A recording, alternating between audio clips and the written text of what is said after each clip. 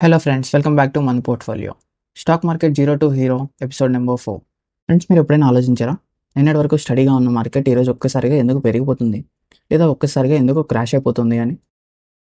Market అనేది ఎప్పుడు ఒకళ్ళ చేతిలో ఉండే ఆట కాదండి. ఇది మొత్తం నలుగురు కలిసి డిసైడ్ చేస్తారు. ఆ నలుగురు ఎవరు అనేది ఈ వీడియో ఎండింగ్ వరకు చూస్తే మీకు క్లారిటీ వస్తుంది. ముందుగా మార్కెట్లోనే ప్రమాదకరమైన అతి పెద్ద తిమింగలాల గురించి మాట్లాడుకుందాం. వాళ్ళే ఎఫ్ఐఐస్, ఫారిన్ ఇన్స్టిట్యూషనల్ ఇన్వెస్టర్స్. వీళ్ళని గ్లోబల్ ఇన్వెస్టర్స్ అని కూడా అంటారు. వీళ్ళు మనలాగా 5,000, 10,000 తీసుకొని రారండి. ఒకేసారి వేల కోట్లతో మార్కెట్లోకి దూకుతారు. వీళ్ళ పవర్ ఏంటంటే సింపుల్గా ఎఫ్ఐఎస్ కొంటే మార్కెట్ పెరుగుతుంది, ఎఫ్ఐఎస్ అమ్మితే మార్కెట్ పడిపోతుంది. వాళ్ళ ఒక్క డెసిషన్ మార్కెట్ డైరెక్షన్నే చేంజ్ చేయగలదు. అందుకే రాత్రి 9 దాటితే ప్రతి బిజినెస్ వెబ్సైట్ ఆర్ న్యూస్ ఛానల్స్లో మనం ఈరోజు ఎఫ్ఐఎస్ యాక్టివిటీ ఎలా ఉంది, వాళ్ళు ఎంత కొన్నారు లేదా ఎంత అమ్మారు అనే డేటా కోసం ఎదురు చూస్తూ ఉంటాం. ఆలోచించండి, మనలాంటి రిటైల్ ఇన్వెస్టర్స్ మహా అయితే ఒక రోజులో ఎంత ఇన్వెస్ట్ చేస్తారు? 5,000, 10,000, 1,00,000. కానీ వీళ్ళు ఒక్కొక్క రోజులో 3,000 కోట్లు, 5,000 కోట్లు, 7,000 కోట్లు ఇట్లా ఇన్వెస్ట్ చేస్తూ ఉంటారు. అందుకే వీళ్ళని సముద్రంలో తిమింగలాలు అంటారు. మరి ఎఫ్ఐఎస్ ఈ రకంగా మార్కెట్తో ఆడుకుంటుంటే వాళ్ళ నుంచి మార్కెట్ని ప్రొటెక్ట్ చేయడానికి ఎవరు లేరా అంటే ఉన్నారు. వాళ్ళే మన దేశీయ హీరోలు, డిఐఎస్, డొమెస్టిక్ ఇన్స్టిట్యూషనల్ ఇన్వెస్టర్స్. వీళ్ళు మన దేశంలోనే పెద్ద పెద్ద కంపెనీలు లైక్ ఎల్ఐసి, ఎస్బీఐ, పెద్ద పెద్ద మ్యూచువల్ ఫండ్ హౌసెస్, ఇవన్నీ ఒక రకంగా ఇండియన్ ఎకానమీకి వీళ్ళే బ్యాక్ బోన్స్. వీళ్ళ మెయిన్ రూల్ ఒక్కటే, ఎఫ్ఐఎస్ మార్కెట్ని కంటిన్యూస్గా కొలాప్స్ చేసేటప్పుడు మార్కెట్ని పడిపోకుండా సేఫ్టీగా వీళ్ళు యాక్ట్ చేస్తూ ఉంటారు. ఎగ్జాంపుల్, ఈరోజు ఎఫ్ఐఎస్ ఒక 5,000 కోట్లకి అమ్మేశారు అనుకుందాం. సో మార్కెట్ అనేది ఒక్కసారిగా క్రాష్ అయిపోతుంది. సో అప్పుడే డిఐఎస్ స్టెప్ ఇన్ అయ్యి వాళ్ళు ఒక 3,000 కోట్లకి కొంటారు. దీని ద్వారా మార్కెట్ అనేది క్రాష్ అవ్వకుండా ఒక గట్టి సపోర్ట్ అనేది దొరుకుతుంది. ఇది ఒక బ్యాలెన్సింగ్ గేమ్ అనమాట. ఎఫ్ఐఎస్, డిఐఎస్ మధ్య జరిగే ఒక బ్యాలెన్సింగ్ గేమ్ అనమాట. ఓకే, ఇప్పటి వరకు మనం కోట్ల గురించి డీల్ చూసాం. ఇప్పుడు లక్షలు, వేలు ఇన్వెస్ట్ చేసే వాళ్ళ గురించి మాట్లాడుకుందాం. మూడవది రిటైల్ ఇన్వెస్టర్స్. అంటే నేను, మీరు, Angel one, grow app, Zerodha ఇలాంటి యాప్స్ యూస్ చేసి ఇన్వెస్ట్ చేసే వాళ్ళని రిటైల్ ఇన్వెస్టర్స్ అంటారు. మన దగ్గర ఏ పవర్స్ లేవా అంటే ఒక పవర్ ఉంది, మన సంఖ్య. ఇండియాలో కోట్ల మంది రిటైల్ ఇన్వెస్టర్స్ ఉన్నారు.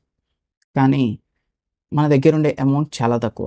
మనందరం యూనిటీగా మనీని ఇన్వెస్ట్ చేస్తే మాత్రం ఖచ్చితంగా ఎఫ్ఐఎస్ని అడ్డుకోగలం. సో మనందరినీ యూనిటీ చేసే పవరే సెంటిమెంట్. సో ఈరోజు మార్కెట్లో సెంటిమెంట్ బాగుంది, రిటైల్ ఇన్వెస్టర్స్ అందరూ కూడా ఇన్వెస్ట్ చేస్తే మార్కెట్ ఖచ్చితంగా పెరుగుతుంది. లేదు, రిటైల్ ఇన్వెస్టర్స్ ప్యానిక్ పడి అంతా అమ్మేశారు అంటే మార్కెట్ కొలాప్స్ అయిపోతుంది.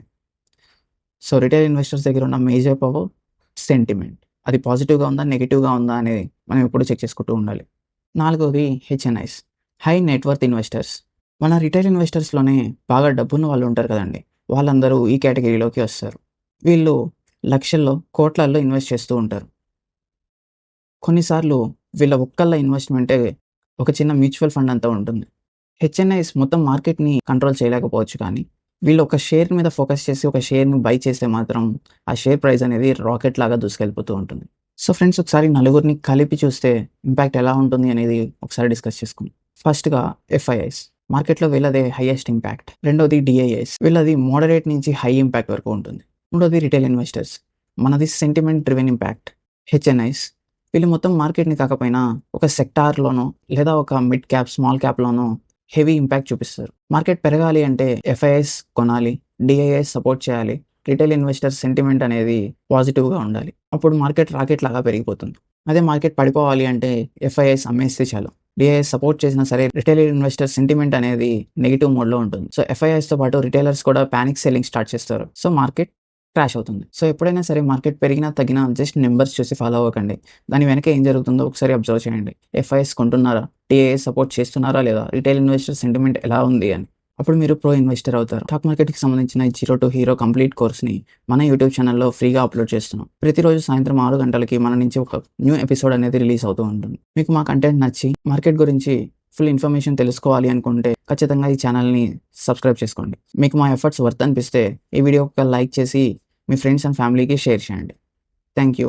మరో యూజ్ఫుల్ ఎపిసోడ్తో మళ్ళీ రేపు సాయంత్రం 6 గంటలకి కలుసుకుందాం. అంతవరకు సెలవు. జై హింద్.